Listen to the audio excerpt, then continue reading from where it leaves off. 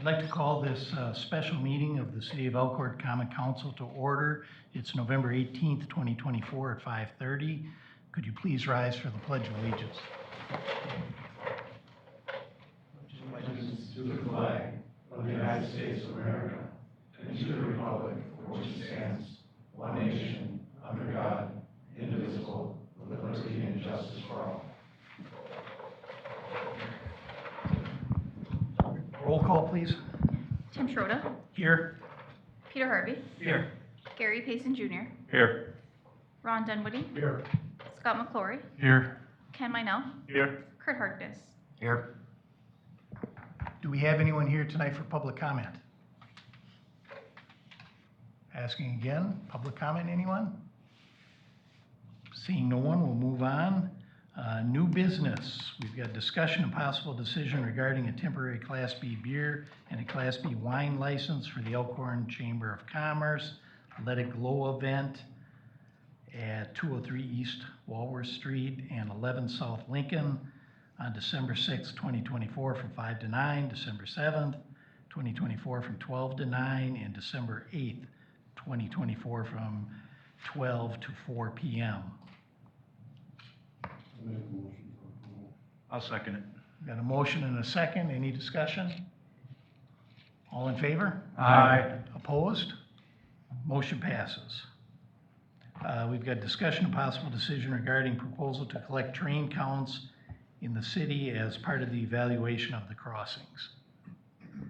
So as council knows, we're currently getting traffic counts done on for vehicular traffic at South Wisconsin, Marsh Road, and then Mackenzie Lane. As part of that, I know Alderman Harvey had inquired about possibly getting. We've had questions about just how many trains are currently servicing the city right now, the two businesses that do get deliveries. We've gotten kind of some mixed messages from Watco, some of their estimates as to how many trains are coming. We don't necessarily think are quite accurate based upon the tracks being blocked. So I know the question was, is the council interested, or would you like to have the information on, the number of trains are actually servicing the city? It does change. The railroad says it fluctuates, so whatever data we have isn't necessarily always going to be accurate. But I asked Mike, the city engineer, about it. He said it would cost about $3,000 to do a month of studying, in part because we need some additional batteries, it sounds like, for the cameras or whatever the devices are. I don't know, Mike, do you have anything to add to that? Yeah, so our current system, what we use is cameras, essentially 3 cameras. We would need one at each crossing, and we don't currently need any batteries that last more than, say, a week. We don't do counts for longer than that typically. With the trains not often coming by, I don't know how long you want to do it for, so it might be a month, it might be 2 months before a train comes. I don't know when they come, so a little difficult to say in regards to how long they'll have to be up to, to make a good assumption. I don't know. Other than that, it's basically timing and data collection and data entry and things like that. So I gave a ballpark figure because I don't have a good estimate for you. Maybe it's less than that. I don't know. Kind of depends on where you want to go with it and how much traffic there is, or any other incorporated studies we need to do, I guess. We reached out, or I reached out to some of our people who deal with railroad often, and they put together, or sent me to a location of where the railroad is, as Adam kind of alluded to, where the railroad has counts, but like he said, I don't think they're accurate because I don't think they count what crosses Mackenzie, what crosses Wisconsin, what crosses Marsh. It's a general regional location. One thought I had was talking to the business owners. They would know how many deliveries they've had instead of making these counts, talking to the business owners to see how many how many deliveries they have, how many they expect, how many they typically have, that kind of thing. I think you'd have a good idea that way. Just a thought. And Adam, if I could speak here, I did, since we talked, and I asked for those train counts, I went to the Foundation Building Materials Corporation. I talked to their branch manager, who said he's been the branch manager for the last 7 months, and they've gotten no train deliveries in that time. And he didn't have anything planned for the future. So I think that the only thing the tracks east of Wisconsin are being used for right now is storage by the train company. And I don't know how often, I mean, they blocked those tracks west of Wisconsin for 55 plus days. So nothing went east of there. And then they moved those, there was 3 cars, they moved those, and now there's, I think, I couldn't see them all tonight. I think there's about 10 or 12 cars east of McKenzie and 6 cars on the west side of McKenzie that they're just storing there.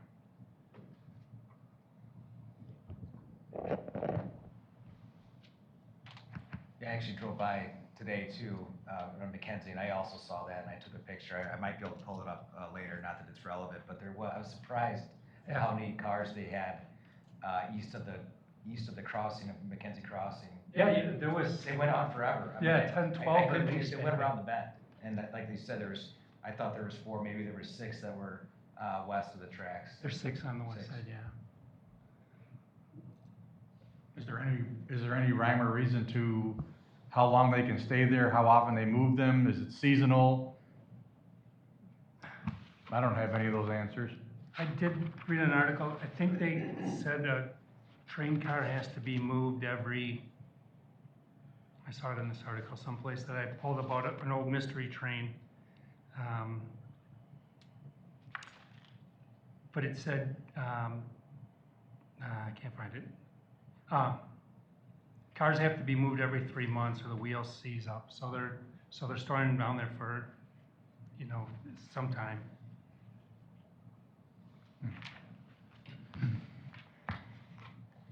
And when we talk to the business owners, is there any trains that just come through Elkhorn, but don't actually necessarily stop at any of these businesses? There's like a pass-through on its way to like wherever? No. The train ends right by over here.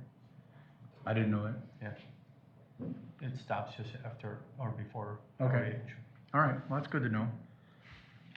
And just for clarification, I think the reason that this has come up, at least the inquiry from Alderman Harvey about the traffic count, is because, if the city wants to make the argument with the railroad that in order to add a crossing, we don't need to eliminate a crossing, the argument is that, the railroad has said it's because of safety maintenance that they have this policy and why they don't want to give us a crossing without closing one. So I think the argument that Alderman Harvey, and I'm not trying to put words in your mouth, I know we've talked about. Yeah, thank you, Adam. That this is the information that would be helpful for making that argument in our petition, should the council decide to do so. Yeah. Versus having to pick one, they should be able to just add one because they're not really using it anyway. That is. The yeah, basic yeah, summation. yeah. At the liability, and is there a speed limit on the train coming through Elkhorn? I mean, I know it can't be, it's not like when you go through Burlington and they're coming through at 30 miles an hour, but I didn't know if there was a speed limit sign on the tracks. I haven't kind of looked down the rabbit hole, but. But I assume if we do the traffic count, I would think that the best approach would be to do it for like 1 month, including weekends. Just let it run for a whole 30-day period, and then you'd have the best number? Or would we only want to do like 1 week and multiply it by 4, or what? I mean, that's the concern I have is, what if you pick the wrong week, or I don't know. Well, I don't know how often they come through and how often you said they sit for up to 3 months at a time. Yeah, and then, they can just say, any count we give them, they can say, well, our train traffic is gonna fluctuate, So the count may not do us any good. Yeah. Well, That's- I think guess we unfortunately- shouldn't pay to have that done then. Well, then aren't we kind of still back to chasing our tail again about which one we choose? If the counts aren't gonna make any difference, and they're just gonna say, well, that's good to know, but we still think it should be this one, or? Or we just submit saying we wanna add Right. another crossing versus trying to close one. Right. And I would rather go down that road than, because you close the one over by the industrial park, you just cut your industrial park in half. You close it Wisconsin, you got an issue getting in and out of the area. You wanna close Lincoln? All right, we'll just shut down Highway 67. Yeah. You know, you can't shut down Marsh. You know, it's kind of, And if we add one, is that cost incumbent on the city or the railroads or both? Do we share that expense if we add one? We would take on the expense, although theoretically it'd be reimbursed by, Creekside has the responsibility for paying for the crossing itself, but in terms of, After we install it, though. I'm saying, no, well, they're responsible for paying the installation cost. Oh, okay. So then the railroad is saying, well, the railroad is gonna have the maintenance costs in the future, and that's what they've told us. But I've broached the subject of, well, if your concern is about maintenance costs, could the city enter into a, MOU with the railroad saying we'll split those maintenance costs or whatever it might be, just as an option if that's their explanation. Well, if maintenance is a question, because I still haven't really gotten an answer, if they're basing these crossing numbers on total numbers in the state, I mean, as we're trying to we're grabbing for straws here, I would say looking at another city that would have a crossing that could be closed to see if there was some kind of trade that could be made so we wouldn't incur the maintenance costs if it's a matter of total number. I mean, the question is, what are they basing this on? Total number in the city, total number in the state?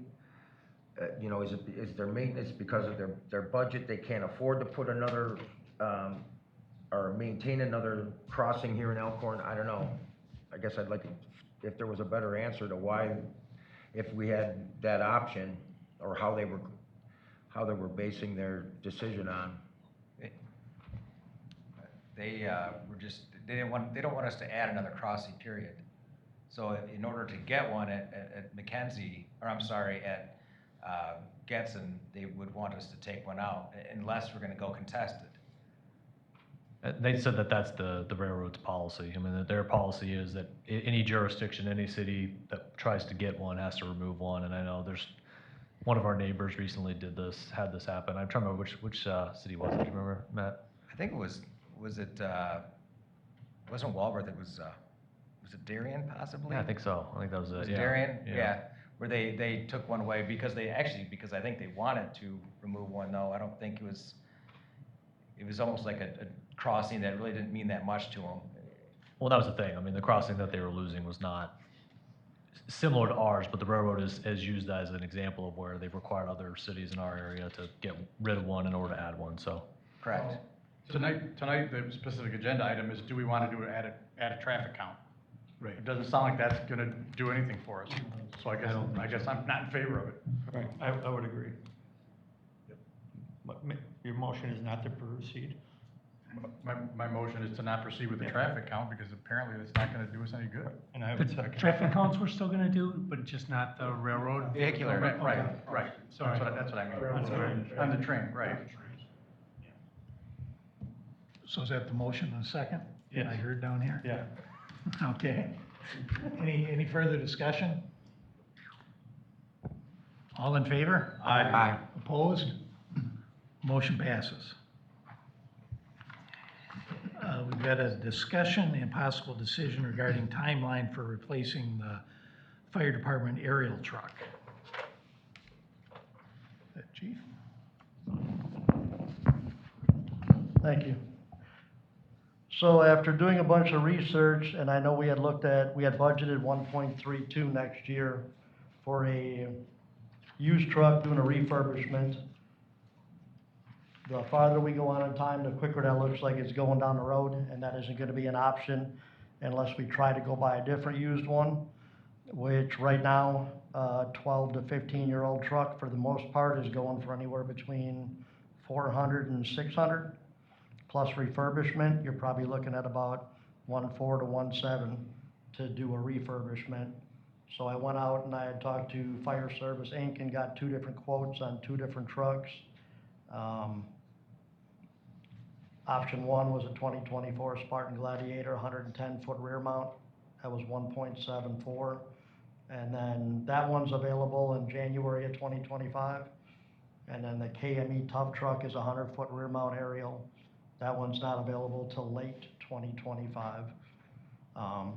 Part of my problem with, or not part of the problem, part of the thing that I'm really worried about is what we cover as a jurisdiction. We cover 2 hospitals, both here in Walworth County, Mercy Walworth and Aurora. Both of them are multi-story buildings. 2 multi-story hotels in our jurisdiction. All the schools, the county complex buildings, the industrial park, and several multi-story apartment buildings, and Creekside's coming. As far as ground ladders are the ones we carry in, that we take off the trucks. We don't have anything capable of reaching more than a 2nd floor window at this point. And twice in the last 3 weeks, we have had incidents that, so in the state, it's called a MABUS alarm, mutual aid box alarm system. You're pulling from multiple different departments. We are Division 103 in Walworth County. So twice in the last 3 weeks, we have had 2 MABUS incidents going on at one time, twice. That just tapped the resources out. So we can't call from Burlington anymore, their ladder truck's out. So we have MABUS incidents going on and something happens in our community. We're looking at Racine, Kenosha counties, Waukesha County, or worst case scenario, we're looking for Janesville or Beloit to come up. That's a long ride if we have people in a hospital or trapped somewhere else that we can't get to. There's nobody else in Walworth County that has aerial truck besides us? There's a lot of people that have aerials, but on a MABUS event, the way it's dropped down.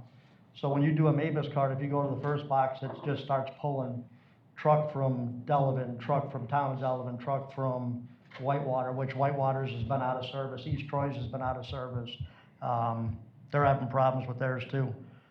The problem that I'm seeing is if we have a MABUS event and those vehicles are already gone and are already tapped out, something happens in our hometown, we don't have a ladder truck. We're calling from a half hour away. If there's one town, one city in this jurisdiction, in this county that needs a ladder truck for everything that we protect, I would say it'd be us, just for what we have. I get it, Whitewater has a school and all that, but we have 2 hospitals we're responsible that are in our first due.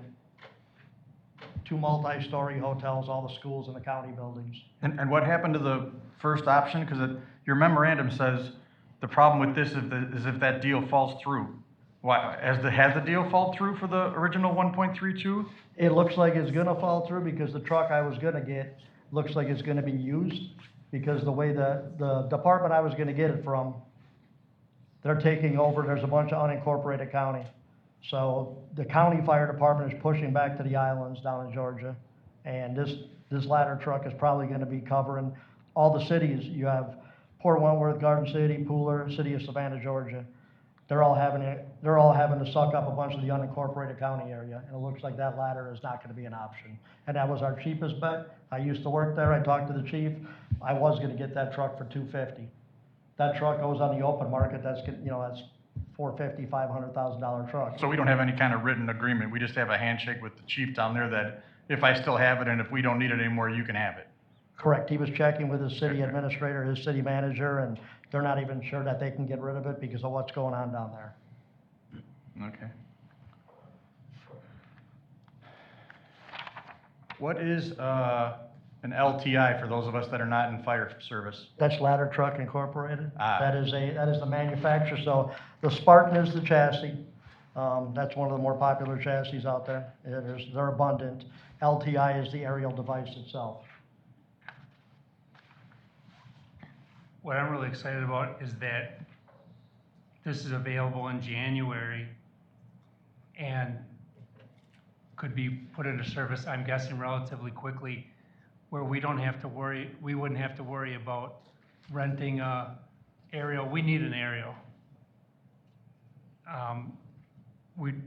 Waiting for a year for an aerial seems ridiculous. So it seems like we need to do something in the immediate, and finding this 24 that's available in January seems like a really good thing.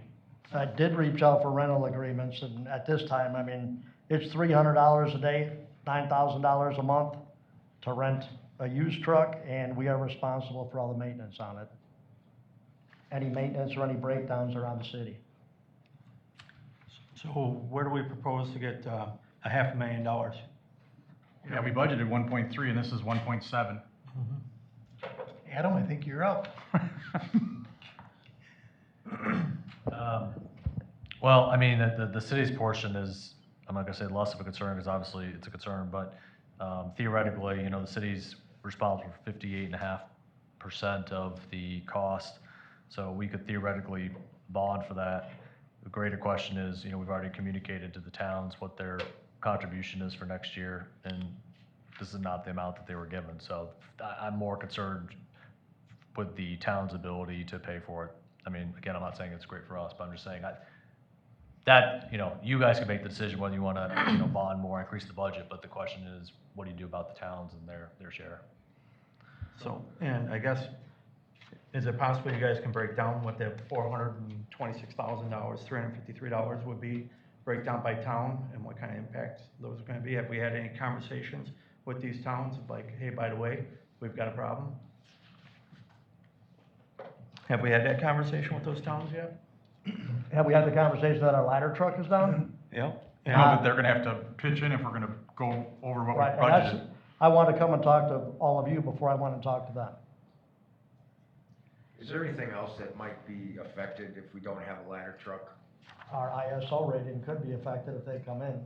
And how does the ISO rating affect, say, me and my house, or the company down the road that makes houses, or whatever? So ISO determines a PCC or a PPC, so Public Protection Classification. So 1 being the best, 10 being the worst. We don't have an aerial, and aerial's worth 100 points. So on an ISO rating, 50% of it is on the fire department, 10% is on communications, and 40% is on your water supply. So all that goes into insurance for not only homeowners, but business owners as well. So help me out. So so what's our ISO number now? 3 in the city, and then we go higher as we go out because we don't have hydrants and we're more than 5 miles from a fire department or from a fire station. So we'd go from the 3, we'd go to at least a 4 most likely, if not a 5, not having a ladder. We have to have a plan in place. If ISO would come in tomorrow, a week from now, early next year, we have to have a plan in place on what we're doing, and it has to be sooner rather than later, especially with what we protect. There could be some huge increases for homeowner insurance in the county, couldn't there? Yeah, and it affects businesses even more. Anything above a 3, or, you get into the 2 and the 1, it doesn't affect homeowners as much as it does with businesses. That's when it really affects businesses insurance. So because we're already at 3, it's gonna be very easy to affect the homes and the business insurance rates. Yes, sir. Okay. The other thing, go ahead. I was sorry, thank you. I see Katie James isn't here tonight. Have we had conversations with her about trying to pursue any type of grants versus looking at a new truck that we're looking at now versus the refurbished? Is there any type of thing sitting out there federal-wise, state-wise, that we could try to tackle? City of Burlington got a truck through Senator Baldwin 2 years ago, Senate Appropriations Committee. I don't know how that works, but funding-wise, as far as grants, we looked at AFG at first, and we did the research, and the most they've ever awarded for a truck was like $470,000 in the state of Wisconsin. Well, I that mean, would- that's total. That would cover the difference. So, That would help a lot. but I mean, at that point, when we were doing AFG, we literally thought that truck was gonna last us till we got that refurb, until it had that catastrophic damage. I was fully expecting that truck to make it till the end of next year. That means, if that deal falls through with this older truck from Georgia, you're looking at, I think we're still in the same boat. We're looking at 1.7 to do an older truck, and we're talking about the same money for an older refurbished truck that we were waiting a year for. So, I mean, I think we're gonna be in the same place with the towns either today, tell them we, you know, gave you the wrong number. So I tried to get a hold of that gentleman from Fire Trucks Unlimited today. I have a message out to him, waiting for him to call me back, just to see how much increase there's gonna be, if any, and go from there. I said, but still, we're looking at December next year. At best case scenario, if I was able to get that truck, I'm looking at March or April, and you're looking at 6 to 9 months of rehab or refurbishment. We're looking at December of next year, maybe January of '26, before we'd even take delivery of it. And then what do they, you know, when they start tearing into the truck, you never know what you're gonna find when they start tearing into a used truck that needs to be fixed. Well, right, you know, and I think you guys are doing a wonderful job over there, realizing that some of the equipment over there is way outdated. This sort of seems like not a piecemeal thing that we're doing for the next, you refurbish a 15-year-old truck, what's the expected life of it? They're saying that it resets the life cycle, but the problem on that is parts availability. Manufacturers they're not made to make parts. They only have to make parts 20 years after date of manufacture. That's all they have to carry parts for. Which is some of the problems you're running into with some of the rigs you have over there now, right? That you're makeshift parts? Correct. The ladder truck that we took out of service, that company hasn't been in business in 12 years. Yeah, there hasn't been an inspection in 12 years on that, or 6 years. certification. 6 years on that. None of the ladders. Because of the part problem. When will we know officially with your contact in Georgia, when will he officially either be able to tell you, yes, you can have it, or no, we have to keep it? You know, my city manager said so. When are we gonna get that in writing so we know if it's gonna fall through or not? I've literally been dancing around with him, sir, trying to get an answer. It's on his city manager at this point, whether they're gonna release the truck. Originally, when I talked to him, it sounded like it was a done deal. I had first right of refusal. They got a new city manager in that city, and that's the man, you know, he's pulling the strings and making the shots. So at this point, I can't get a solid answer out of him, and I have not been able to. I've talked to him twice in the last week, trying to get an answer out of him.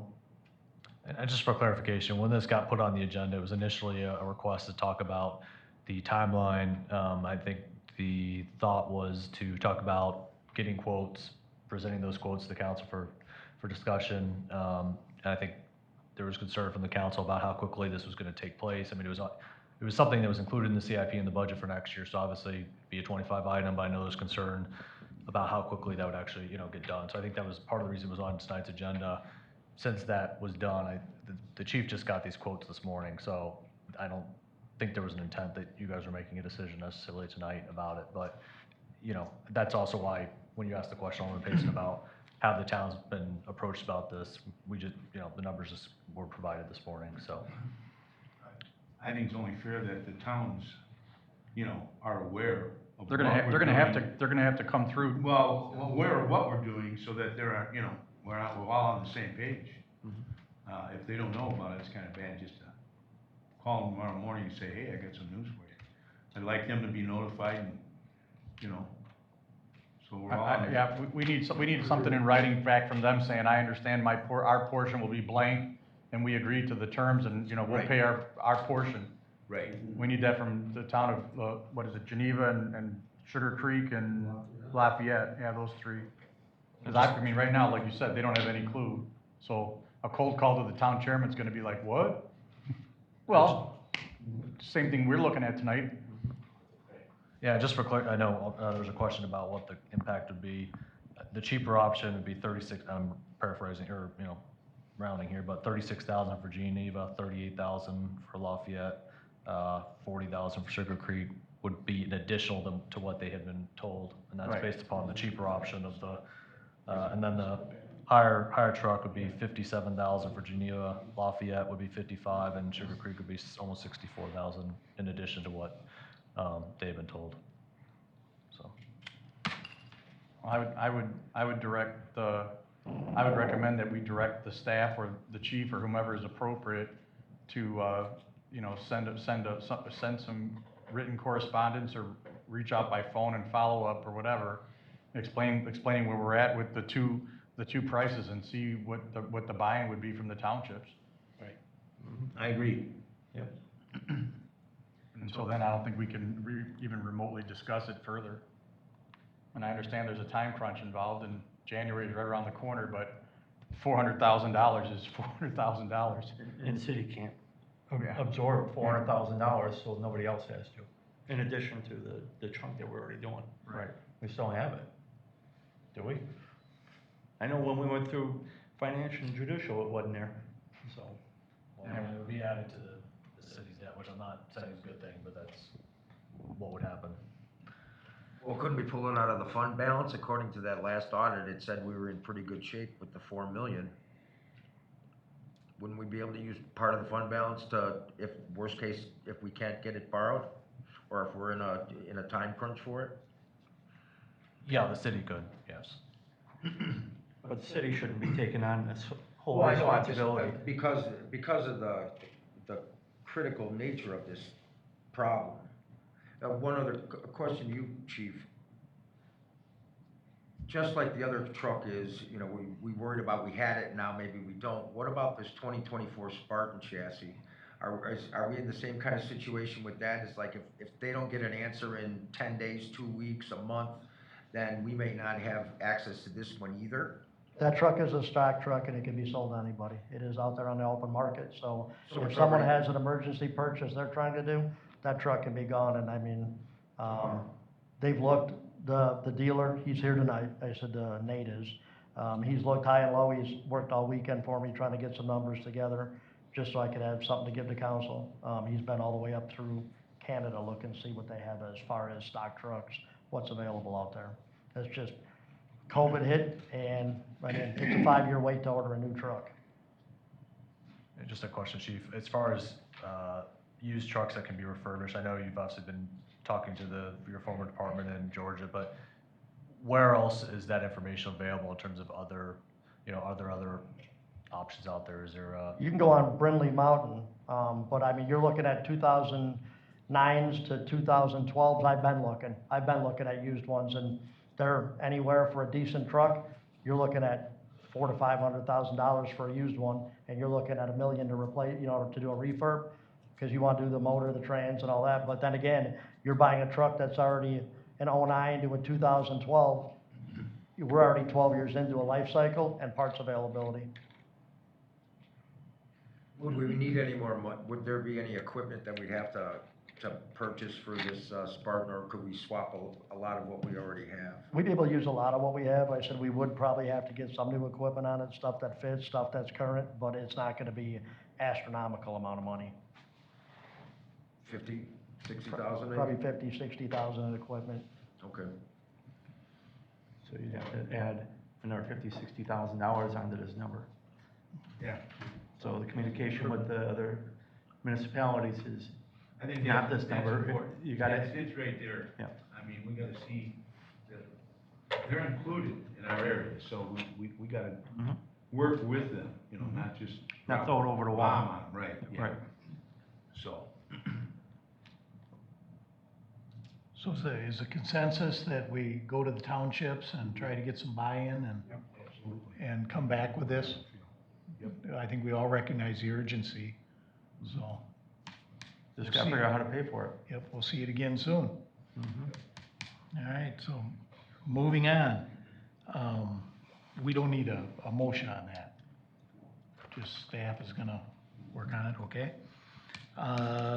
We've got discussion and possible decision regarding payment application number 3 from Payne and Dolan for the Highway 67 bypass lane project in the amount of $25,954.88. Make a motion to approve. I'll second. Motion and a second. Any questions? Roll call, please. Gary Payson Jr., Yes. Ken Minell, Yes. Peter Harvey, Yes. Ron Dunwoody, Yes. Scott McClory, Yes. Kurt Harkness. Yes. Motion passes. We've got discussion and possible decision regarding execution of task order number 25 from Kapoor for the 2025 Elkhorn Street Program in the amount of $173,462. Make a motion to approve task order 25. I just have a question. Absolutely. Looking at the bottom of the sheet, it says, a boring report, cost of 4,000, and then it's 4,500. I'm not sure, is it 4,000 or 4,500? That's a good question. Sorry about that. You brought, the Yeah, I bill's see off that. by $500. Yeah. Well, I'll have the bill and I'll be able to adjust that. Yeah, no, that's a Okay. good question. I don't know what happened there. Well, if it's in our favor, then leave it alone. Well, at this point, it is. Well, if it's not a, you know. Just like Monopoly, bank error in your favor, collect 200? Oh, okay. And just for clarification, this is something we did budget for, I should say, was in the CIP and something we did talk about. We have excess funds from the 2022 note to cover this, so we don't have to bond additional for this.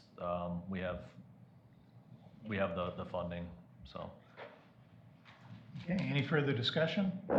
I'd just like to add a point of discussion, if that's okay. Sure. I know we had talked about this during the CIP process, but they would be moving forward with the 28-foot urban section with curb and gutter, and also adding sidewalk too. Just want to make sure everybody's clear on that too. So, real quick, since we're still discussing, at one point I thought I heard people were complaining about how fast they were driving down that road. Not westward, I don't think, or Yeah. west. Yep. Were they? Okay. Okay. Yeah, we had received a complaint, I wanna say summer, maybe fall, I know a resident complained on Westward about speeds. So, what has happened on McLean Road is lovely. It slowed people down. It's definitely 80% better. Maybe you gotta consider adding the speed humps, not bumps, into the plan. I don't know if I want to be in a fire truck. I don't know if that would be necessary, given the fact that we're gonna be narrowing the street to the 28-foot width, which helps considerably already with the speeds. For instance, we haven't had any complaints over on Rockwell Street, one block north, that has been reduced to the 28 feet. And I think it's gonna be even more improved on Westward, because there is a slight bend in the road, as well as you do have some duplexes, so there's actually gonna be, I would say, probably a little bit more parking on street, which will also encourage people to slow down. Well, I could tell you over in the Pines, I would disagree. They're speeding around those cars like it's nothing. I'm just saying, rather than have to go back later and spend the money, if we design and build it in, then it's done. And then it becomes self-policing. Just, the only thing I would say, just understand, again, the Pines is not the 28-foot that we recommend now. Their standards are greater there as Well, well. I'm saying that's just one example of cars parked on both sides of the street. And anybody that's driven through this town understands it. Those signs don't necessarily mean much to people. I mean, hitting a speed hump does. I watched them hit the first one. By the time they got to the second one, they were doing 15. They work. And again, if we're gonna be designing a road that's in a residential area, why not do it up front versus have to come back later and have to do it if we have an issue? Just saying, throw it out there, food for thought when you're doing a design. How do those operate with, snow plows? I've only seen speed bumps, so I don't really know what you're talking about. Yeah, speed humps, I think they're also called speed tables too, or three different. They're similar, but they are different. We're gonna have to know they're there. I mean, there's signs at every one, so that's the good thing is that we're not gonna be surprised when we see them, so. The people driving the snow plows, you mean? Yeah, they're just, Okay. they're humps in the road, not speed bumps. We haven't gone through a winter with the ones we have on McLean, but I mean, I don't see an issue with, I mean, we're gonna be able to go over them just like cars. Cars aren't bottoming out unless they're going Way too way fast. fast. I mean, I have seen It's scrapes. self-correcting. Yeah, I have seen some scrapes. Well, it is. Yeah, there are. And, but, our trucks wouldn't obviously bottom out. We just need to know they're there. And there's a sign in every single one of them. So, and there's also pavement marking on them too. Hey, Matt or Mike, how impactful is knowing whether to include speed bumps, speed tables gonna be to the design phase at this point? It's very minimal. I mean, we wouldn't increase our cost or anything. We have the template essentially. It would just be adding it to the plan, so, So is that something that could be voted on by the council when they yeah, put the project out for bid? yeah. Okay. And just like most projects too, we'll have a PI meeting for this as well, where we'll be able to talk to the residents about the sidewalk, about, you know, other things too, so. Most of them, like I mentioned when I was out there measuring widths and looking at placement of sidewalk versus trees, most of them were really excited about sidewalks, so that was promising. I'm gonna just add, you know, well, all we would want is ideally to know the answer before we bid it out, so we get competitive bids for those, right in the project rather than a change order or something like that. So, we're looking to bid it out probably in February, I think, at this point. We're hoping for January, but, looking at February. Okay, we've got a motion and a second, don't we? Yes. I forget. All right, roll call, please. Scott McClory, Yes. Ron Dunwoody, Yes. Gary Payson Jr., Yes. Peter Harvey, Yes. Kurt Harkness, Yes. Ken Minell. Yes. All right, we're gonna adjourn to closed session, and the common council may entertain a motion to go into closed session pursuant to Wisconsin statute, section 19.85, 1E, for the purpose of deliberating and negotiating an offer to purchase public property. And the common council may entertain a motion to go into closed session pursuant to Wisconsin state statutes, section 19.85, 1C, to consider employment or performance evaluation data of any public employee over which the governmental body has jurisdiction or exercise responsibility, and pursuant to Wisconsin statute section 19.85, 1B, to consider dismissal, demotion, or discipline of any public employee or the investigation of charges against such person. Can I have a motion to go into closed session? I'll make that motion. Roll call, please. Gary Payson Jr., Yes. Ron Dunwoody, Yes. Peter Harvey, Yes. Scott McClory, Yes. Ken Minell, Yes. Kurt Harkness. Yes. We'll go into closed session, and we will be reconvening into open session. Okay, we're back in open session at 6:22. The first item we have is a offer to purchase on lot 70, tax key YA 387800001. I'll make a motion to approve. Got a motion and a second. Any discussion? Roll call, please. Scott McClory, Yes. Gary Payson Jr., Yes. Ron Dunwoody, Yes. Peter Harvey, Yes. Kurt Harkness, Yes.